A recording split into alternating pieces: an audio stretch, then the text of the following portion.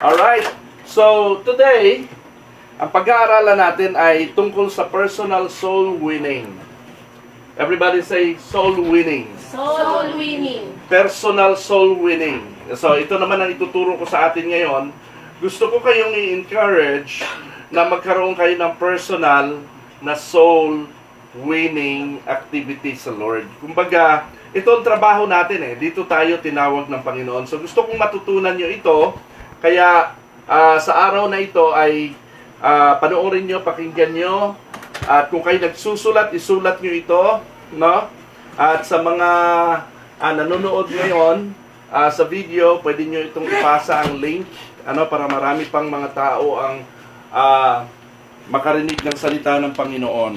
Hindi ko pala naikabit yung aking microphone. Ayan, okay lang. Alright? So, alright, personal soul winning. Ito yung ating text verse, Mark chapter 6, verse 7 to 13. Ayan po, babasahin ko. Then Jesus went from village to village, teaching people, and he called his 12 disciples together and began sending them out two by two, giving them majority or authority to cast out evil spirits. He told them to take nothing for their journey except a walking stick, tungkod. No food, no traveler's bag, no money. Sabi noon. He allowed them to wear sandals. Sige, pwede kayo magsandalyas, tsinelas, pero wala kayong bit-bit, maliban sa tungkod. Sabi niya. But not to take a change of clothes. Wala silang bihisan. Wala silang bag, wala silang dadalhin. Hahayo sila, papakalayo-layo sila. 2 by 2. Wherever you go, he said, stay in the same house until you leave town. But if any place refuses to welcome you or listen to you, shake its dust from your feet as you leave to show that you have abandoned those people to their fate. Kung ayaw nilang maniwala, ayaw kanilang tangkilikin o ayaw nilang paniwalaan ng inyong pangangaral, ang inyong sinasabi, shake the dust of your feet. Kanyanin mo. Parang sumpa sa kanila yon. Ganon yon.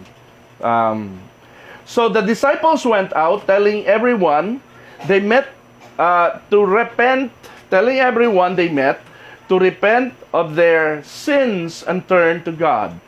And they cast out many demons and healed many sick people, anointing them with olive oil.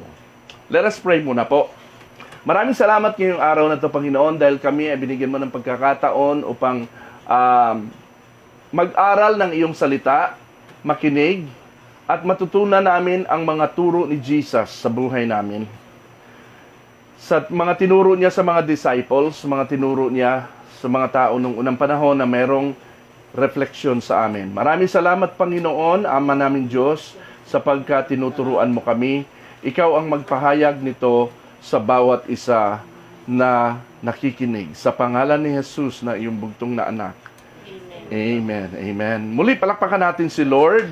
Gusto ko lang siyang purihin. Mapapansin nyo na yung instruction ni Jesus Christ sa 12, tinawag niya yung mga disciples, hindi ba? Pagkatapos, ngayon pinalakad niya. Alright? Merong mga ilang facts akong nakita sa pagiging disipulo. Now, disciples tayo. Ano ba ibig sabihin ng disciple? Alam niyo ba yung salitang Christian? Ang original word talaga noon, disciple. Ang biblical term, disciple. Tagasunod ang Christian. Diba? Tagasunod ni Jesus. Follower of Jesus ang ibig sabihin ng Christian. Ganon din ang ibig sabihin ng disciple. Tagasunod, follower ni Jesus. Ang nag-imbento ng salitang disciple ay si Jesus. Ang nag-imbento ng salitang Christian ay mga unbeliever. Tandaan natin yan mga hindi Kristiyano. Parang bansag nila yon sa mga disciple. Parang taguri. Parang protestante. ang tumawag ng protestante sa mga protestante ay hindi naman mga protestante, kundi yung mga hindi protestante. Yan, tinawag na, kaya man kayo, mga puro kayo protesta. Wala na kayong ginawa, kundi magprotesta. Kaya mga protestante kayo, lahat na lang kinukontra nyo kung mo nakalagay sa Bible. Yung mga ganon, ano? Kaya nauso yung salitang protestante. Mga taong pumuprotesta sa simbahan. Ganon yon. Ganon din ang Kristiyano. Christian, pag sinabing Christian, maduming salita yun sa kanila. Pag sinabing Christian, yan ay kulto sa kanila. Tandaan natin yon? Naintindihan nyo? Hindi magandang salita ang Christian noong unang panahon. Marinig lang yung salitang Christ at Christian, dapat pinapatay ang mga taong yan. Mga taong yan binubura sa mundo. Mga taong malademonyo ang pagkatao niyan, kung ano-ano mga tinuturo. Ganon ang mentalidad ng mga tao nung unang siglo. Nung unang, hindi lang siglo, mga daang taon, libon taon. Panahon ni Jesus Christ at panahon ng mga disciples. So, kumbaga, ang pagiging disipulo ay, nung unang panahon, ay ibang-iba sa ngayon. Na gusto kong matutunan natin to. Pero, balik tayo dito, ang disciple, no? Meron akong ilang facts na nakita dito. Number 1, pakibasa, ready, go.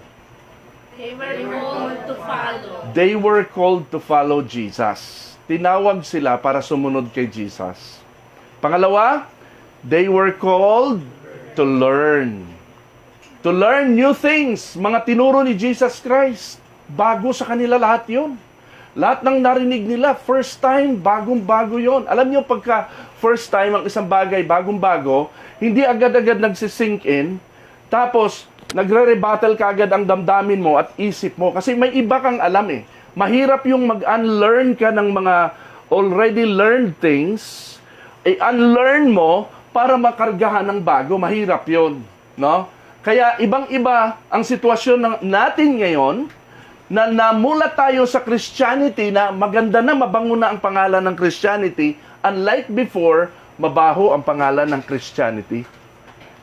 Okay? So, they were called to learn. Pangatlo, they were called to serve. After you've learned, dapat mag-serve ka. And then, anong pangapat? Pakibasa, ready, go. They were called to sacrifice. They were called to sacrifice. So, sumusunod sila kay Jesus, tinuturuan sila ni Jesus, and then, binigyan sila ni Jesus ng kapangyarihan, no, na magpalayas ng demonyo, at sila ngayon ay pinahayo ni Lord, and then, anong sabi ni Lord? Wala kayong dadalhin baon, walang pagkain, walang pera, walang damit, wala kayong bihisan, hahayaw kayo kung ilang linggo kayo doon sa malayong lugar, kung saan kayo matutulog, kung may magpapatuloy sa inyo, makituloy kayo. Ganun yun. By faith, sakripisyo talaga. Nasusundan natin? Yun ang disciples. Yan ang tunay na Christianity. Alright? So, ito talaga yon. Ngayon, so kaya, ganun kahirap yung pinagawa ni Jesus Christ sa kanila. Ano?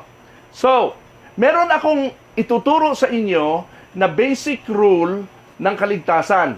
Bilang disciple, dapat kasi nung pinahayo ni Jesus Christ sa mga disciples, anong message nila? Anong pinapangaral nila? Anong pinangaral nila? Repent. Repent. Magsisi, magsisi, magsisi. Tumalikod sa kasalanan, magbalik loob sa Diyos. Ayan. Yun ang message nila. Ngayon, iba na rin yung ating message ngayon. Ganon din, pero mas elaborate lang at mas Christ-centered lang. Now, dapat, kapag tayo ay humahayo o bilang mga Kristiyano, meron tayong taglay nito.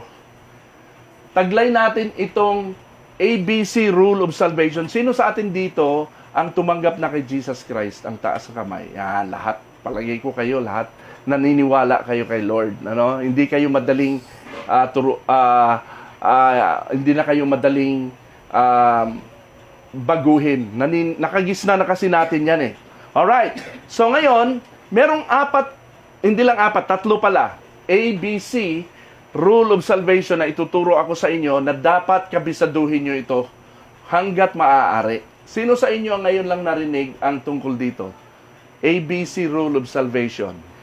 Ngayon lang, si Mama, ngayon mo lang din ito narinig. Maraming ABC. Pero itong rule of salvation ay ABC lang. Dapat pagkabisado mo na to, kahit saan ka makarating, lalo na pagka memoryado mo yung verse, kahit saan ka makarating, no, pwede ka mag-share ng Word of God. Pwede ka mag-share ng salvation at patanggapin sa Panginoon yung tao. Magsisi siya sa kasalanan. Kahit saan kayo makarating. Ganon tayo bilang mga disciples. So, isa-isahin natin ito, ano? Una, anong sabi dyan? Admit that you are a sinner. That's the letter A. I-admit mo sa sarili mo, sige, tanggapin mo sa sarili mo na isa kang makasalanan. Lahat ba ng tao makasalanan? Amen. Sabi sa Romans 3:10, nakalagay dyan, ano? So, isa-isahin natin yung mga verse. Pakibasa, Romans 3:10-23. Ready? Go. As it is written, there is no one righteous, not even one, for all have sinned and fall short of the glory of God. There is no one righteous, walang matuwid kahit isa. Not even one. For all have sinned and fall short. Ano ibig sabihin ng fall short? Kulang o nahulog sa kasalanan. Nagkulang. Hindi nakaabot sa pamantayan ng Diyos. Hindi niya naabot yung standard ni God. Ang standard ni God is perfection. Walang taong perfect. Tama? Okay? Nobody is perfect. Kaya fall short, kinapos. Kahit ang pinakamabait na tao, kahit ang pinakamadasaling tao, kahit ang pinakarelihiyosong tao, kahit yung taong pinakagalante sa lahat, kapos, fall short, kapos sa perfection ng Diyos. Kaya walang tao talaga na pwedeng pumunta sa langit. Lahat ng tao, makasalanan. All have sinned. Yan ang dapat nating una. Alam nyo, kapag kabisado nyo itong verse na to, puro mga verse ito nakalagay dito, ha? As it is written, there is no one righteous, not even one, for all have sinned and fall short of the glory of God. I would encourage everybody na i-memorize nyo yung mga verses na ito. Mga mahigit 10 verses lang naman to, no? And then, pag na-memorize nyo to, andali nyo nang mag-share ng Word of God. Lalo na pag alam nyo na yun, 3 lang naman yun, ABC. So, A ito. Pangalawa, no? Bilang supporting sa Romans 3:10 na wala talagang tinatanggap si Lord. Kung pagiging mabuting tao lang din ang sukatan, pagiging mabait lang din, pagiging madasalin lang din, kulang yun. Bakit? Sabi sa Isaiah 64:6. Anong sabi? Pakibasa. Ready, go. We are all infected and impure with sin. When we display our righteous deeds, they are nothing but filthy marks. Basahan. Grabe, ano? Yung pag pinagmamalaki daw natin ang mga nagawa nating mga mabubuti, mga pinagmamagaling natin ang ating mga kabaitan at kahusayan, mga nagawang mabuti, basahan lang yan sa Diyos. Grabe, ano? Ganun katindi. Kaya wala talagang taong pwedeng makapunta sa langit. Nasusundan natin? Ang tao, pinipilit na makarating sa Diyos, kaya nagpapakabuti siya, kaya nagsisimba siya, kaya nagpapakabanal siya, pero hindi pa rin. Sabi diyan, ang lahat ng kabutihang kaya natin gawin ay kapos. Sabihin natin kapos. Kapus. Kapos, hindi kayang abutin ang standard ni God. Ganon yon. Bakit? Ano ngayon ang resulta? Anong resulta at kabayaran ng ating kasalanan? Romans 6:23. Pakibasa, ready, go. For the wages of sin is death. Anong ibig sabihin ng wages? Kabayaran ng kasalanan. Kabayaran. Ang literal na meaning ng wage is sahod, sweldo. Pag ikay nagtrabaho, meron kang wage, meron kang bayad, meron kang sweldo. At ang bayad sa'yo, pag nagtrabaho ka ay pera. Pero dito, ang kabayaran ng kasalanan ay kamatayan. Grabe. Now, Malalim itong kamatayan. Hindi ito basta literal na kamatayan. Kasama na dyan ang physical na kamatayan, pati spiritual na kamatayan. Ang delikado sa lahat yung spiritual death. Ang physical death kasi, madali yan eh. Okay lang kung katulad sana tayo ng mga hayop o aso. Na pag ikay namatay, ano na? Tapos na. End of the story. Tapos na. Ang problema, hindi ganon ang tao. Kaya nga ang tao iniiyakan pag namatay. Ang tao dinadasalan pa yan. Pinagdadasal pa. Sumalangit nawa ang kanyang kaluluwa. Mga gano'n. Kasi alam ng lahat na ang tao ay hindi kagaya ng hayop na pag namatay ay tapos na. Kaya nakakalungkot yung mga taong nagpapatiwakal o nagpapakamatay, no? Dahil sa iniibig nila, dahil sa pagkabigo nila, dahil sa mga depresyon, sa kalungkutan nila sa buhay, nagpapakamatay sila para matapos na ang hirap. Ang hindi nila alam, hindi doon natatapos ang hirap. Ha? Dahil meron tayong ginawa. Alo, tingin kayo sa akin ha. Kapag meron kang ginawa, mayroon kang pananagutan sa ginawa mo. Nung tayo'y nabubuhay dito sa lupa, mula bata hanggang nang tayo'y lumaki, marami tayong ginawang kung ano-anong kapos sa pamantayan ng Diyos na pagbabayaran natin oras na humarap na tayo sa Kanya. Hello? Etong nakakatakot. Yung spiritual death. The word death, yung kamatayan, ang ibig sabihin what? Literal na meaning ng death, ano? Separation. Ang tao, pagka humiwalay ang kanyang kaluluwa sa katawan, anong mangyayari sa katawan? Patay. So, ang tao, hanggat hindi humihiwalay ang kanyang kaluluwa sa kanyang katawan, mananatiling buhay yon kahit siya ay comatose. Nasusundan natin? Maraming mga taong nasa ospital, nasa ICU, comatose, ng ilang buwan, brain dead, no? Hindi gumagana lahat. Pero hanggat hindi humihiwalay yung kanyang kaluluwa sa katawan, hindi dinideklara ng mga doktor na dead yung tao. Nasusundan natin? So, ang ibig sabihin ng salitang dead ay separation from the body. Separation of what? Separation of your soul from your body. Hay, meron pala tayong soul. Meron pala tayong spirit. Ha? Bakit ang mga hayop walang ganon? So, meron tayong... Yan ang ibig sabihin ng death. Everybody say death. Death is the separation of the body and soul. Yan ang physical death. Ngayon, ano ang spiritual death? The separation of the soul from God. Nako, yun ang delikado. Yung ikaw ay mahiwalay yung soul mo sa Diyos. Kahit anong katok mo sa langit, Lord, papasukin mo naman ako. Sorry ka. Meron akong nabasang isang nagtestimony, panaginip niya. Christian ito. Sobra siyang iyak siya ng iyak. Hindi nabasa, napanood ko sa YouTube. Iyak siya ng iyak. Kasi daw, nanaginip siya ng pagkalalim-lalim na panaginip at tila dinala siya ng Diyos sa heaven. Ang daming taong hindi pinapasok sa heaven. Trilyones na mga tao. At isa siya sa mga taong yon na nandoon. Pero siya ay pinapasok.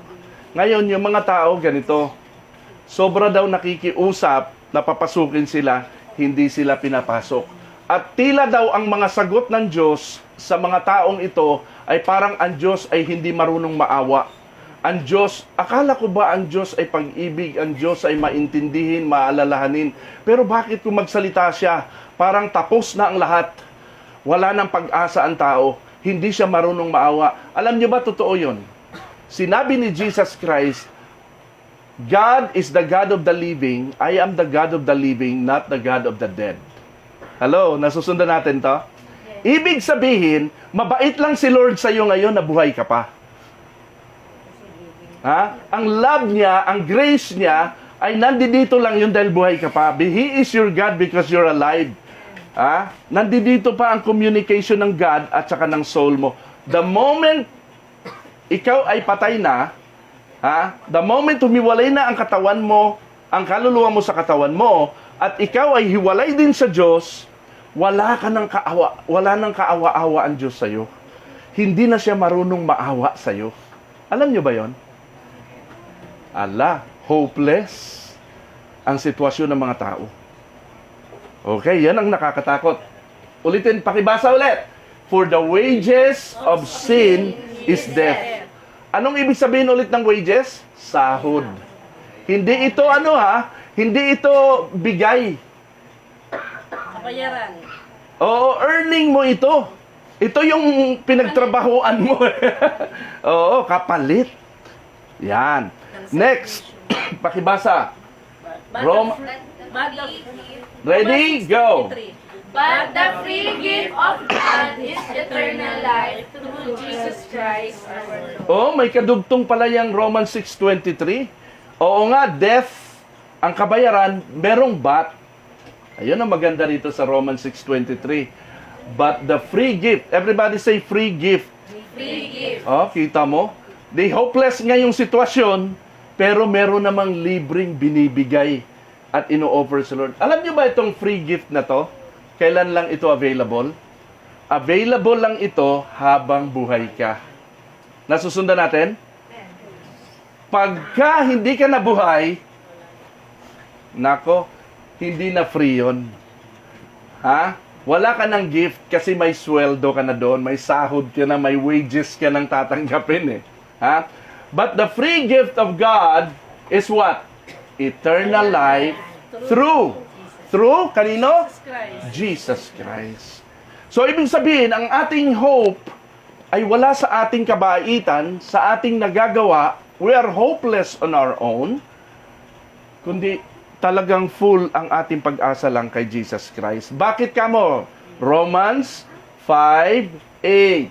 Anong sabi dyan? Pakibasa, ready, go.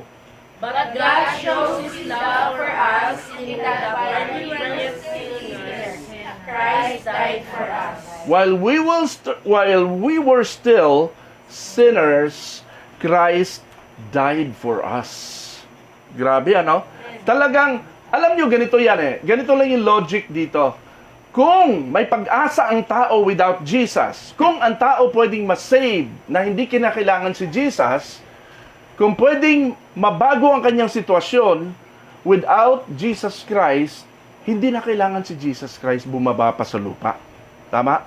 Hindi niya na kinakailangang magkatawang tao. Hindi niya na kailangang mag-suffer. In the first place, He is holy. Wala siyang kasalanan. In the first place, siya ang nag-create ng lahat ng ito. Siyang lumikha ng tao, siyang lumikha ng lahat ng ini-enjoy ng tao. Pagkatapos magkakatawang tao siya para lang duraan, para lang sampalin, suntukin, lagyan ng koronang tinik, ipako sa krus, para lang tuyain, etc., etc. Ba't kailangan niya mag-suffer ng ganong katinding sufferings kung hindi talaga natin kailangan ang sitwasyon na ito na ginawa ni Jesus? Nasusundan natin? Yes. Doon pa lang . Alam na natin na ang tao kailangan si Jesus. Romans, ano yan? 5:8. Kabisaduhin nyo itong mga kapatid. No? Kung mga maiikling verses lang to . Pag kinabisado nyo to, no, ang dali-dali nyo makashare ng word. Gagawa ako ng flyer na lahat ito naka-itemize para pwede kayo mag-share, susundan nyo na lang. Okay? So, ine-emphasize ko lang yung thought ng mga verse. Punta tayo sa pangalawa. Ano yung pangalawa? Believe. Everybody say believe. Believe. In Jesus Christ. Ano yung una? Admit that you're a sinner. Letter A. Letter B is? Believe in Jesus Christ. 4 na verses na naman to. John 1:12, John 3:3. Puro mga John. Hi, John. Ganda ng pangalan ni John, ano? John 1:12. Sino nakakalam ng verse na John 1:12? Pakibasa nga, sabay-sabay. Ready? Go. But to all who believed in Him and accepted Him, He gave them the right to become children of God. Sa lahat ng mga naniwala na nampalataya sa Kanya at tinanggap Siya, ay binigyan sila ng karapatan. Everybody say karapatan. Right. Karapatan to become children of God. Alam niyo po, sino ba ang pinakamayaman tao sa mundo ngayon? Si yung may-ari ng Elon Musk, may-ari ng Tesla. Okay, pwede. Si Bill Gates, hindi siya pinakamayaman. Okay? Ano kaya kung sabihin ni imagine nito, sabihin ni Elon Musk kay Yen, Yan. Yen, ampunin kita. Sige po. Anong payag ka, hindi? Tatanggapin mo o tatanggihan? Oo naman. Lahat kayo, tanungin, sabihin ni Elon Musk, ampunin ko kayo lahat, libre. Uy, anong gagawin niya sa akin? Libre niya. Anong gagawin? Wala, mamanahin nyo lang yung aking kayamanan. Anong gagawin nyo? Siyempre. G. Elon Musk ba nanonood? Alam nyo, yung right to become, alam yung nakaakibat sa salitang children of God, ano ang nakadikit dyan? Anong kaakibat niyan? Mana.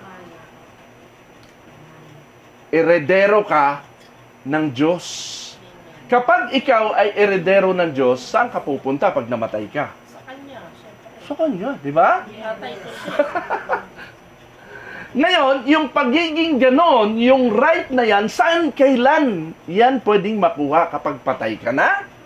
O ngayong buhay ka When pa? you believe. Ngayong pagpatay ka na o habang buhay ka pa? Habang buhay ka pa. Kaya, kapag ang isang tao nadulas sa buhay na ito at namatay, wala na siyang pag-asang makakuha ng rights sa pagiging eredero niya sa Diyos. Kaya ang tao pupunta sa langit o pupunta sa impyerno, hindi dahil mabuti o masamang tao siya, kundi dahil ang tanong, asa na ang papers mo? Asa na ang dokumento mo para papasukin kita dito sa kaharian ko? Nako? Hello? Nasusundan niyo to? Dapat meron kang na-prepare na dokumento sa pagpasok sa langit bago ka mamatay. Nasusundan natin? Si nanay na, intindihan, ano? Right. Binigyan daw tayo ng right to become children of God. Bakit naman children? Bakit naman hindi na lang to become followers of God? Ba't hindi na lang to become friends of God? Ba't hindi na lang to become servants of God? Ano pa ba? Kasi automatic na na yun eh. Anak lang ang pwede magmana sa magpapalaki. Correct. Ang servants, ang followers, lahat ng yan, walang mamanahin yan sa Diyos. Para magmana ka kay Lord, kailangan maging anak ka talaga. So, the fact na sinabi yan dito, na bibigyan ka ng right to become children of God, ibig sabihin, hindi lahat ng tao ay anak ng Diyos. Actually, anak tayo ng Diablo. John chapter 8. Hindi ko na nalagay dyan para hindi masyadong madami. 4 lang yan eh. Kayo ay sa inyong amang Diablo. You are of your father, the devil. Kita mo, anak tayo ng Diablo.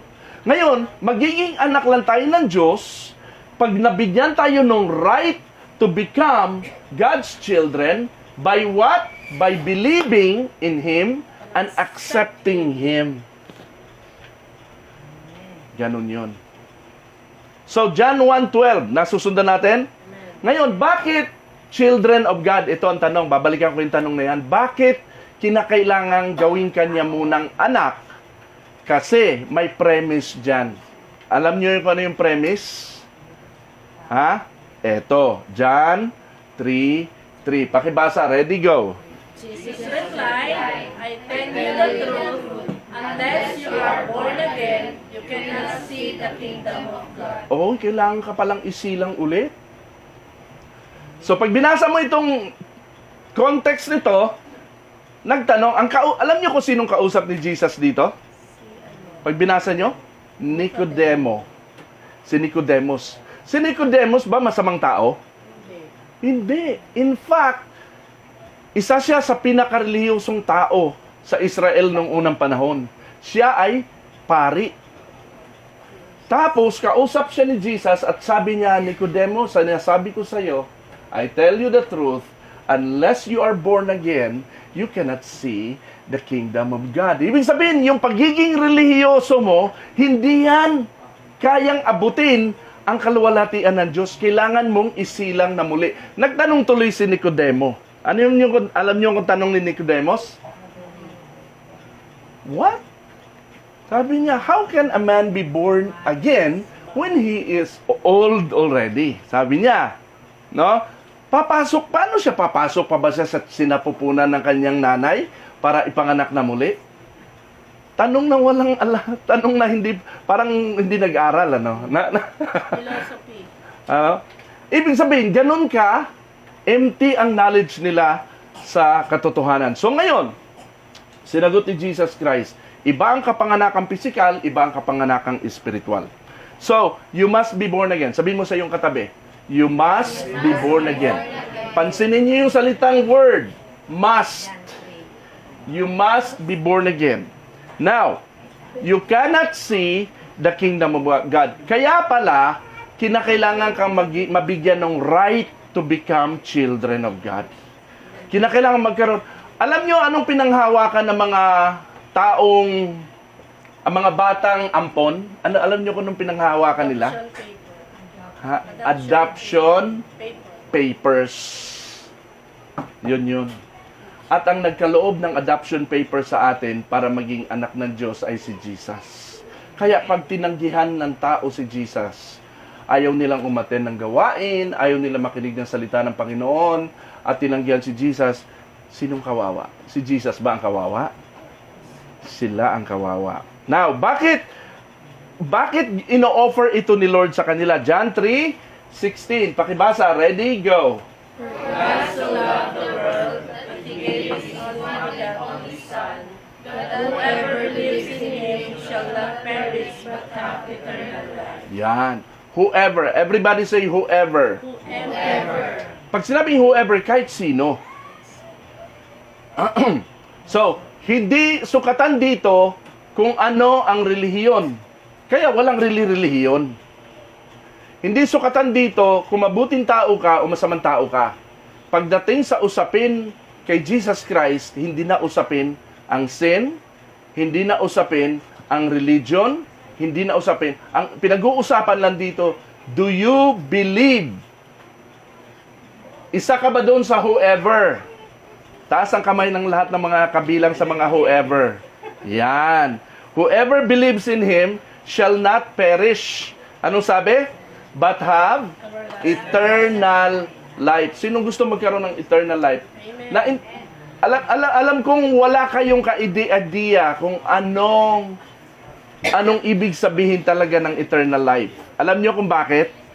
Kung naintindihan niyo lang kung gaano ka tindi, gaano kaganda itong eternal life, alam niyo po, sasabog ang luha niyo sa sobrang galak. Iiyak kayo.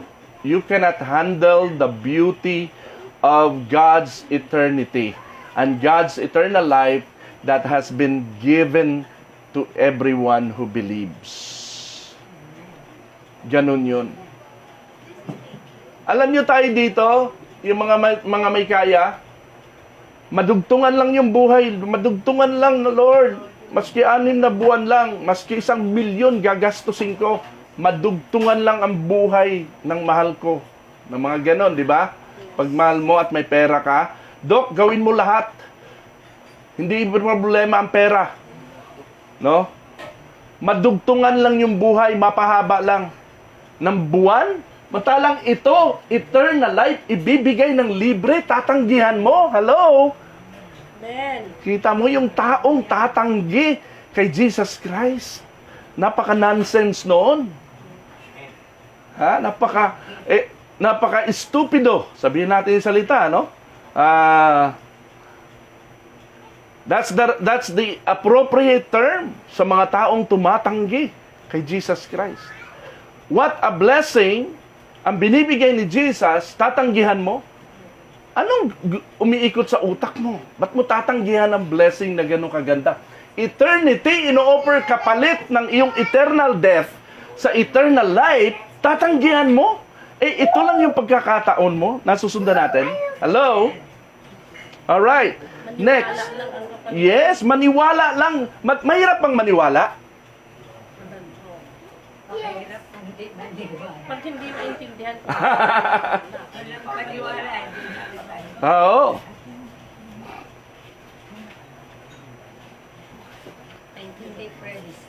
Alright, pakibasa ulit. Verse 18 naman ito. Verse 18. Ready, go. Whoever believes in him is not condemned, but whoever does not believe stands condemned already, because he has not believed in the name of God's one and only Son. Grabe, oh. Stands condemned already. Gusto ko yung word na stands condemned already. Alam niyo kung bakit? Nakatayo pa siya. Buhay pa siya. Alive and kicking sa mundong ito. Malakas pa siya. Pero hinatulan na siya ng Diyos na mapupunta siya sa impyerno. Ibig sabihin, pag namatay ka, humarap ka sa Panginoon, andito ka na. Sabihin ni Lord sa kanya, andito ka na. Anong atin? Doon ka. Doon ka. Doon ka. Yes. Lord, Lord. Anong Lord, Lord? I never knew you. Doon. Ganun katindi ho. Buhay pa, hinatulan na. Simply because hindi sila nag-believe kay Jesus Christ. It doesn't matter kung if you are an Israelite or Jew or a pagan. Alright? Tingnan natin John chapter 10 verse 28 and 29. Ready? Please read. Ready, go. I give them eternal life, and they will never perish. No man can snatch them away from me. Grabe, ano? What an assurance. Kapag tinanggap mo si Jesus, meron kang eternal life, at wala nang makakapagpabago nun. Lahat ba tayo dito, kaisa ko sa paniniwala na hindi na mababago ang pagiging anak mo ng Diyos. Hindi yung anak ka ng Diyos ngayon, pwede ka pa ulit maging anak ng dyablo. Pwedeng mawala sa iyo ang kaligtasan. Naniniwala ba kayo sa nawawala ang kaligtasan? Hindi po nawawala ang kaligtasan. Tandaan po natin yan. Ha? Ang kaligtasan ay permanente. The moment na tinanggap mo si Jesus Christ, hindi ka na pwedeng agawin sa kamay ni Jesus. Siya mismo ang nagsabi noon. It's an assurance. Hello? Amen. Everybody say, never. Never. They will never perish. Ganda noon. This is one of the most beautiful verses in the Bible. Verse 29, pakibasa. Ready? Go. For my Father has given them to me, and He is more powerful than anyone else. No one can snatch them from my Father's hand. Wow. Hello?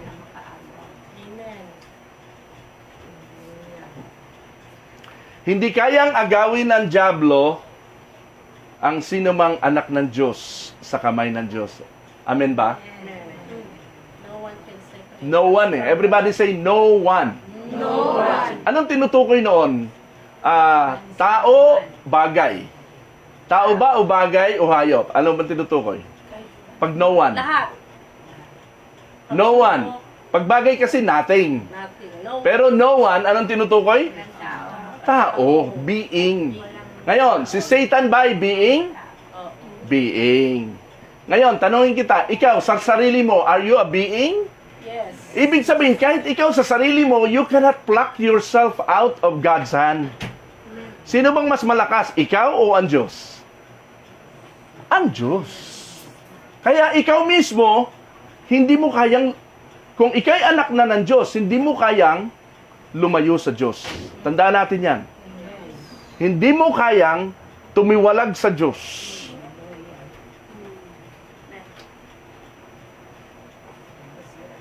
Alright, punta tayo sa pangatlo. Ano yung pangatlo? Call on the Lord. Ano ulit yung una? Admit that you're a sinner. B. Believe in Jesus Christ. C. Call on the Lord. O, ganun lang. Tumawag ka sa Panginoon para masave ka. Yan ang pangatlong rule. Romans 10:13. Sabi diyan, for everyone, ready, go. For everyone who calls on the name of the Lord will be saved. Oh. Hindi sinabing might be saved or may be saved. Hindi sinabi. Anong sinabi diyan? Will, everybody say, will be saved. Sigurado. Tatawag ka sa Panginoon. Pag tumawag ka sa Panginoon, may boses o pabulong? May boses yun. Tawag eh. Meron man tawag. Di ba ako narinig? May tawag ba ganon? Ang tawag, malakas ang boses. So, kumbaga, kung ikaw ay tatawag sa Panginoon, tumawag ka talaga sa Panginoon na hindi ka nahihiya. Hindi mo siya kinahihiya sa mga tao.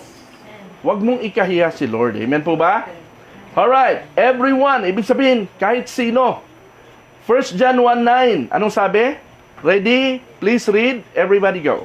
But if we confess our sins to Him, He is faithful and just to forgive us our sins and to cleanse us from all unrighteousness. Yan. If we confess our sins, pag ikukumpisal natin na tayo'y makasalanan, ang ating makasalanan, faithful si God na patatawarin tayo at lilinisin tayo. Alam nyo si Lord, hindi lang basta patatawarin. Kapag nagkasala ka sa akin, o ako nagkasala sa iyo, pwede tayong magpatawaran. Tama ba? Yes. Nanay Telma? Nanay Lourdes? Patawad, madali na yun. Patawad naman. Patawarin mo na ako. Patawarin mo na ako. Tao lang. O, di ba? Patatawarin mo ako. Pero iba yung paglilinis. Si God lang nakakagawa noon. Iba to. Alam nyo kasi, bakit ang tao kapag nagkasala sa isa't isa, nagkapatawaran na, pero dumarating yung time na naaalala mo pa din yung kasalanan ginawa ng taon to. Kilala ko yung taong yan. Mag-ingat-ingat ka dyan. No? Hindi pa rin makaget over. Ano? Ibig sabihin, kasi nandyan pa rin ang kasalanan ginawa niya. Hindi pa na lilinis, hindi pa nabubura. Si God, hindi ganun. Kapag ikay pinatawad ni Lord, may kasamang paglilinis. Wala nang alalahanin. Alam niyo si God, hindi malilimutin. Pero kahit siya mismo, hindi niya na maaalala ang ginawa mo. Kasi bakit? Nilinis niya na.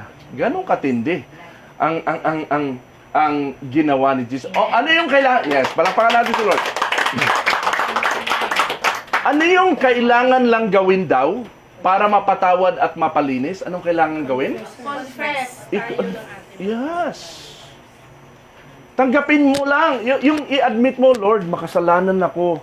Wala akong pag-asa sa sarili. Hindi ako ganun kabuti. Kahit mabait ako, Panginoon, ang kabaitan ko walang kwenta sa'yo. Parang basahan lang sa'yo. Kailangan kita, Panginoon. Yung ganung confession, no? With your mouth, no? Ay, yun ang kailangan. At anong sabi dito sa last two sentences? All what? All wickedness. Lahat ng kasamaan. Okay? Next. Anong sabi sa Acts 3:19? Ready? Go. Now repent for your sins and turn to God, so that your sins may be wiped out. Eto na. Kanina, confess. Ngayon, repent. Ano bang kaibahan ng confess sa repent? Saan nagkaiba ito? Sinasabi mo lang. Ang confession, tama, sinabi mo. Pero Ang repent ay ano? ano, talaga. Pagsisisi ay ano? Action. Ang confession, verbalization.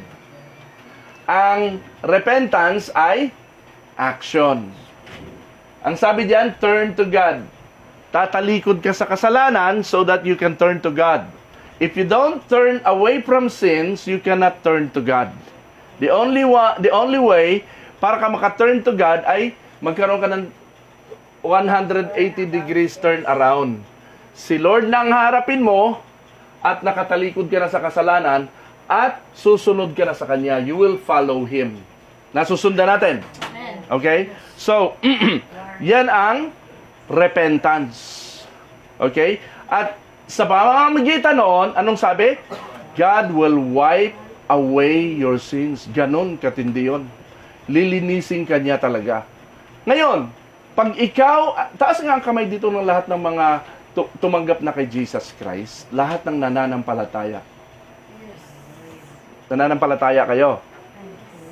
Naniniwala ba kayo na nilinis na kayo sa kasalanan? Nilinis na kayo ng Diyos sa inyong kasalanan? Bakit minsan sinasabi pa rin natin, naririnig ko sinasabi pa rin natin, Panginoon, makasalanan ako. Hindi na tayo makasalanan. Hello, hindi na tayo makasalanan. Sa tingin ko sa sarili ko, sa tingin ng kapwa ko sa akin, makasalanan ako. Pero iba ang tingin ng Diyos sa akin. Amen. Amen? Iba ang tingin ng Diyos sa iyo. Hindi ka na makasalanan. Hindi katulad dati, nakapos ka sa kaluwalhatian ng Diyos. Ngayon, abot mo na ang kaluwalhatian ng Diyos, hindi because of you, but because of Jesus. Who is in you? You are now perfect because of Christ. Ang perfection natin ay hindi sa sarili natin, kundi dahil kay Jesus Christ. Ang naghugas ng kasalanan, naglinis sa atin, hindi yung ating ginawa, kundi yung dugo ni Jesus Christ na nabuhos sa krus ng Kalbaryo. Yun ang pinanghugas sa ating mga kasalanan. Alright? Klaro ba? Klaro ito? Yes. So, tapos na tayo. Nakuha na natin. So, ilang verses lang naman yan, di ba? Now, ano nga ulit yung tatlo? Admit, You are a sinner. be, In Jesus Christ. see. On the Lord. Call on the Lord. Saved ka na. At this point, you are already saved. Congratulations, you're saved. Welcome to the family of God. Amen? Alright. So, at ito po ang akin. Ito ang akin. Kung ikaw ay totoong sumasampalataya sa Panginoon, nakaupo ka pa lang dyan, hindi pa kita tinatawag sa harapan, at ikay sumasampalataya, tinatanggap mo lahat ng mga sinasabi kong ito, sa lahat ng mga nanonood ngayon sa video na ito, sa Facebook, sa YouTube, habang pinanonood mo to, at naniniwala ka sa lahat ng sinabi, binasa kong verse. Di man ako nagsabi nito, puro verse lang itong sinulat ko dito eh. Kung naniniwala ka dito, si Jesus Christ nagsabi nito, saved ka na. No? You are already saved. Diyan sa iyong kinaroroonan, ikaw ay nililinis na ng Panginoon. Kung ikaw ay kinukumpisal mo na ikay makasalanan while you're listening, watching this video, ikaw ay saved na. Ganun yun. Nasusundan natin? Alright. Sabi mo sa iyong katabi, congratulations. Yes, kamayan nyo ngayon sila ngayon. Yan. Praise the Lord, yes. You are saved. Welcome to the family of God. Meron ka ng right to become children of God. Tatlo lang, ano? Tatlo, ABC, napakadali. So, pwede nyo itong i-share. Kayang-kaya nyo itong i-share, di ba? Alright, now, may letter D. Ano yung letter D? A, B, C, D pala. Tinago ko yung D.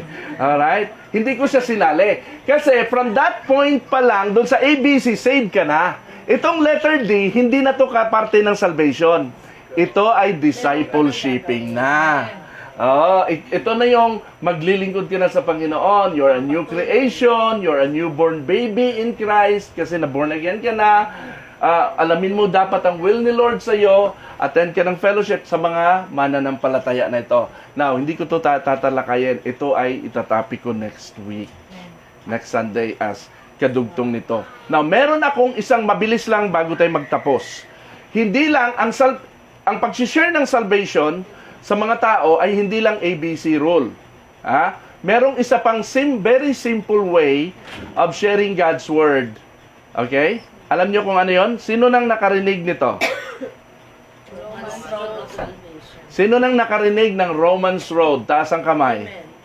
Ayan, 1, 2, 3. Romans Road. Lahat ng hindi nakarinig ng tungkol sa Romans Road, taas ang kamay. Ayan, madami. Okay. Bakit Romans Road? Kasi lahat ng verses, ilan yan? 7 lang. Lahat ng verses galing sa Romans, sunod-sunod. Isa-isahin natin. Admit that you're a sinner. Your penalty is death. Christ died for you. Isa-isahin ko kung pwede nyo itong kabisaduhin, mas maganda, pwede kayong mag-share ng salvation bago nyo patanggapin sa Panginoon by just the book of Romans. Kaya tinawag na Romans Road. Daan siya papunta sa salvation. Okay? Ready, go. Pakibasa. Romans 3:10 to 23. Ready, go. As it is written, there is no one righteous, not even one. For all have sinned and fall short of the glory of God. Yan. 2 verses na kagad yan. 10 and 23. No? No one righteous. All have sinned. Okay? So, next. Pag sinier mo na yan, Romans 5:8. Everybody reads. Go. But God shows His love for us in that we were still sinners. Christ died for us. Ayan, diniscuss ko na rin yan kanina. Pero sa Book of Romans, kanina maraming verses ABC kasi yon. Ito, sa Book of Romans lang tayo. And then, Romans 6:23, for the wages of sin is death, but the free gift of God is eternal life through Christ Jesus our Lord. Okay. So, ngayon, lahat ng taong nagkasala ay kapahamakan ang pupuntahan. Pero, dahil kay Jesus Christ, nagkaroon tayo ng eternal life. Okay. Now, ngayon, pag ikaw ay meron ng eternal life, kasi si Jesus Christ nasa iyo na, you are already in Christ, anong kasunod? Romans 8:1. Anong sabi? Pakibasa, ready, go. There is therefore no condemnation for those who are in Christ Jesus. There is therefore now no condemnation. Hindi kinahahatulan ng Diyos. For those who are in Christ Jesus. Everybody say the word therefore. Therefore, Kailan ba, tuwing naririnig nyo ang therefore, kailan ito sinasabi at anong ibig sabihin ng therefore? Conclusion. Ibig sabihin, tapos na ang usapan pagka meron ng therefore. Ibig sabihin, ito na ang conclusion ni Lord, no condemnation for those who are in Jesus. Palakes. Ganun yun. Ngayon, ang tanong ko naman, paano? Paano ka magkakaroon ng no condemnation? Romans chapter 10, verse 9 to 10. Pakibasa. That if you confess with your mouth Jesus is Lord and believe in your heart that God raised Him from the dead, you will be saved. Confess with your mouth and believe in your heart. Kaya, iba yung naniniwala ka lang na hindi ka nagko-confess. Kinakailangan talaga i-confess mo, ipahayag mo. Ito yung New International Version o NIV version. Meron akong mas magandang verse na ginagamit o Bible na ginagamit dito, yung New Living Translation. Okay, babasahin ko sa inyo Anong sabi diyan? Yung confess, ang version niya, ang sabi, openly declare. Everybody say, openly declare. openly declare. Talagang hayagang. Ipinangangalandakan niya na Jesus is Lord. Kaya nga, ang mga JIL, mahilig talaga silang sumigaw, Jesus is Lord. Jesus is Lord. Amen? Okay? So, ang sabi diyan sa Living NLT version, if you openly declare that Jesus is Lord and believe in your heart that God raised Him from the dead, you will be saved. Alam niyo bakit ganito to? Kasi mayroong mga taong hindi kinahihiya nila ang paniniwala nila kay Jesus. Natatakot silang marinig, natatakot silang magpahayag. They cannot declare Jesus. No? Ito yon. Kailangan open ka. Okay, Romans 10:13. Anong sabi diyan? For everyone who calls on the name of the Lord will be saved. Again, pag sinabing call, merong boses. No, open declaration. Amen ba? Amen. Hindi basta naniniwala lang. Okay? Lastly, okay, dito pa lang save ka na. Diyan. Yan na yung pinaka-last pala. No? Hindi nakasama yung Romans 12:1-2. Okay? Ano na yon? Buhay mo na yun. Oh, dito pa lang save ka na. Congratulations ka na dapat diyan. Alright? Ayan pala, nakalagay pala. Congratulations, from this point on, you are already saved. Nothing more, nothing less. Hindi mo pwedeng dagdagan, hindi mo pwedeng bawasan. Ang salvation, hindi ka mukha nung oo, ginawa ni Jesus Christ yung salvation, pero kailangan pa rin ako magpakabuting tao, magpakabait. Kasi kung hindi ako magpapakabait, no? Hindi ako masisave. Saan ka ba na-save? Sa pagpapakabait mo o sa ginawa ni Jesus?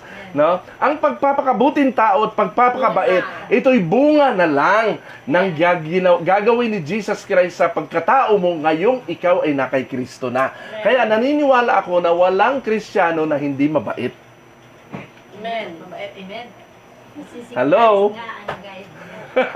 Dapat yung Kristiyano ka, mabait ka na. Babait ka, di ba? Tama? Ngayon, hindi ka pa perfect, magkakamali ka pa din. Ang perfection kasi natin, hindi sa kabaitan natin. No?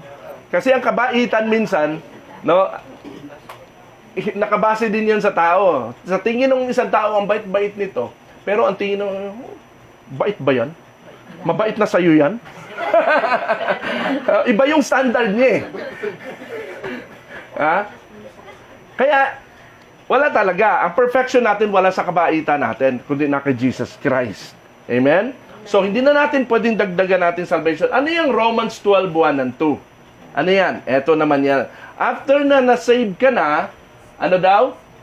So then, my friends, because of God's great mercy to us, I appeal to you, offer. Everybody say offer. Offer. Offer yourselves as a living sacrifice to God.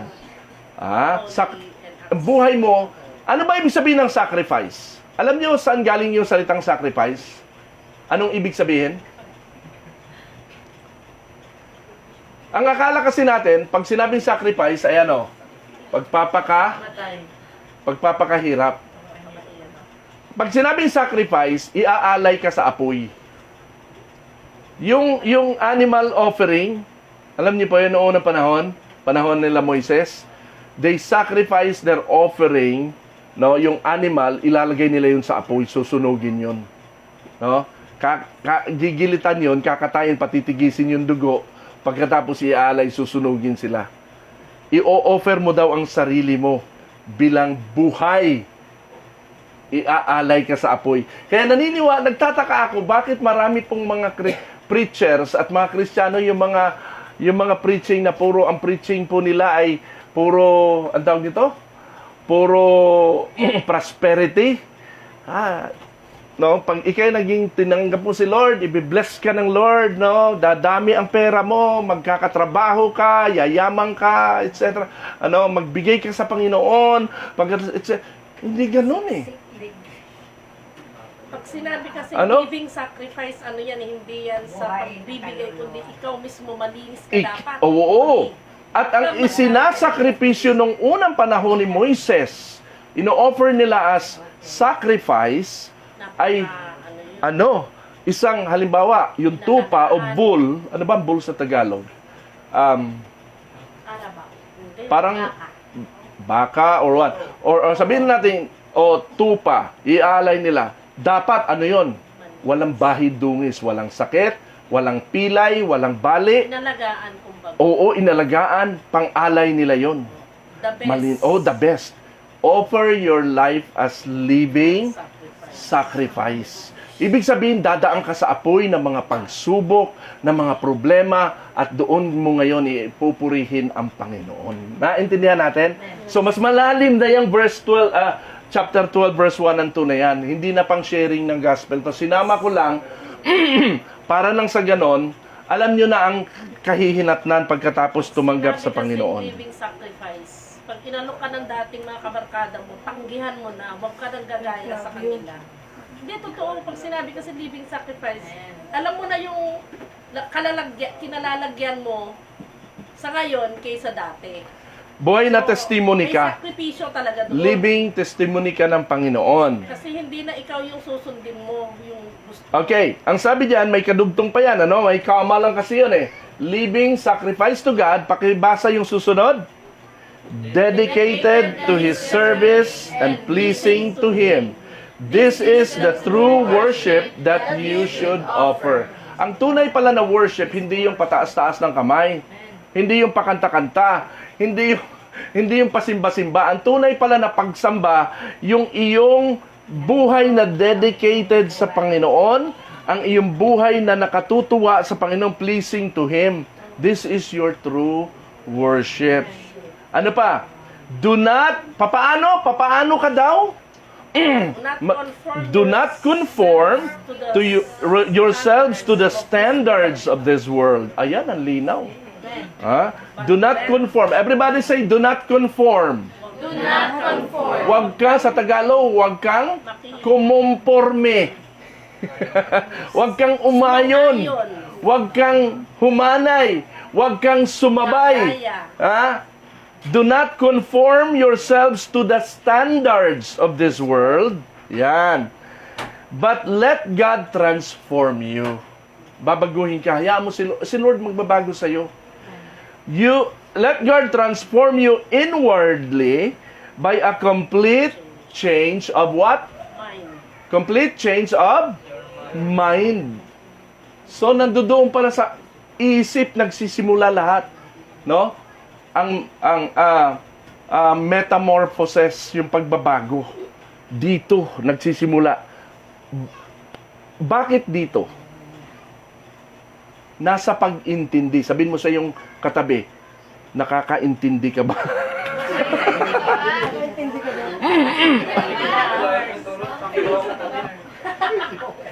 Amen. Hallelujah.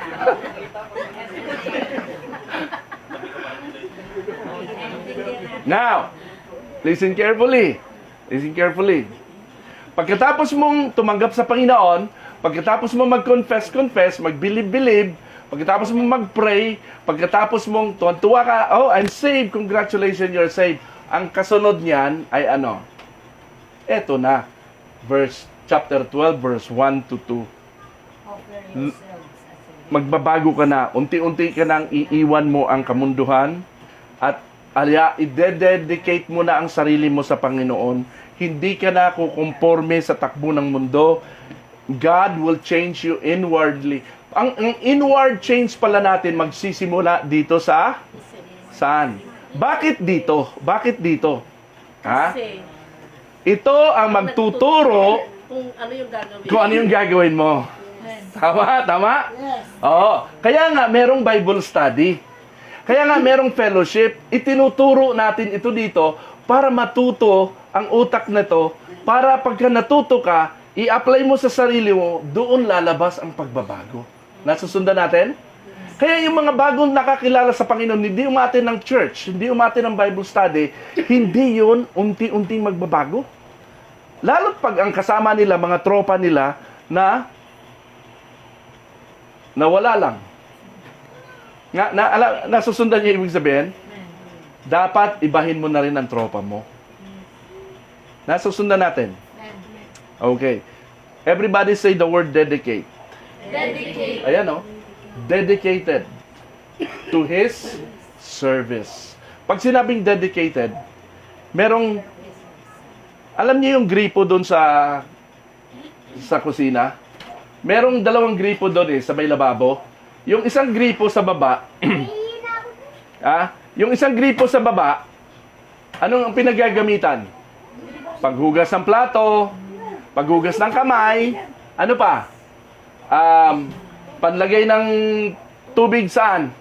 Sa bigas, panlinis ng... Lahat, ginagamit yung gripo na yon sa lababo para sa lahat. Nasusundan natin? Friend siya ng lahat. Okay?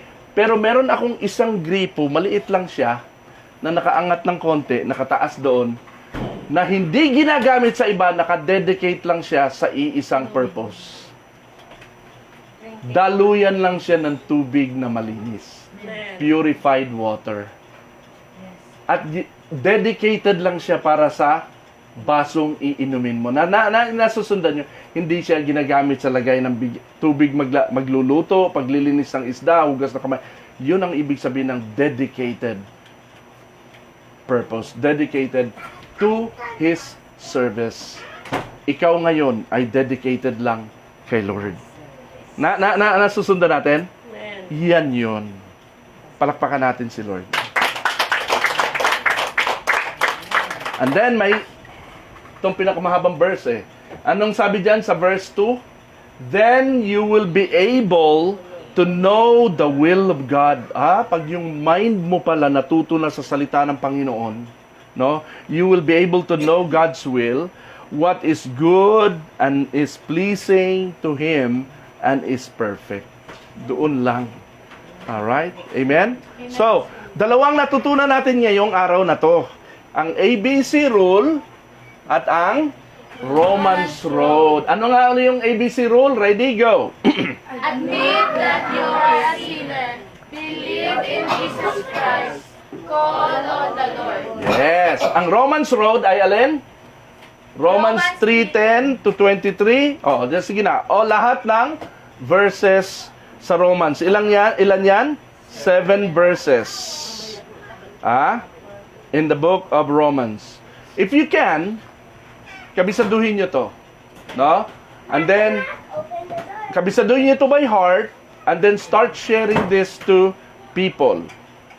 Kasama ng iyong testimony. Alright? Maraming salamat sa lahat. Thanks for joining. Salamat sa inyong time ngayong araw na to.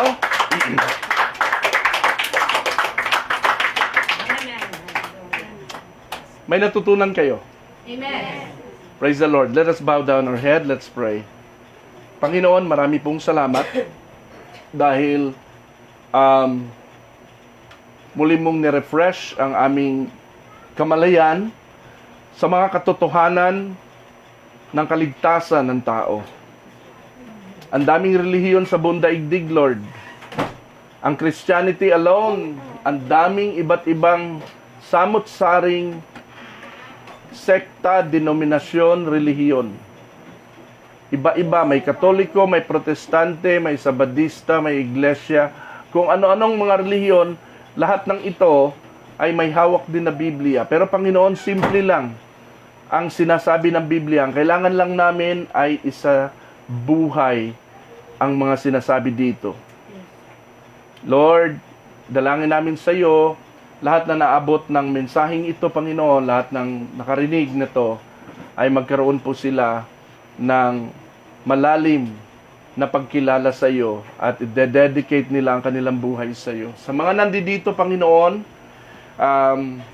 sa kongregasyon na ito, Lord, aking dalangin, si Arnel, si Nanay Lourdes, hindi lang sila, Panginoon, pati mga kasama nila sa bahay, mga kapamilya nila at kaibigan. Hindi lang kami, Panginoon, mga kamag-anak namin, kundi mga kaibigan din namin, Lord.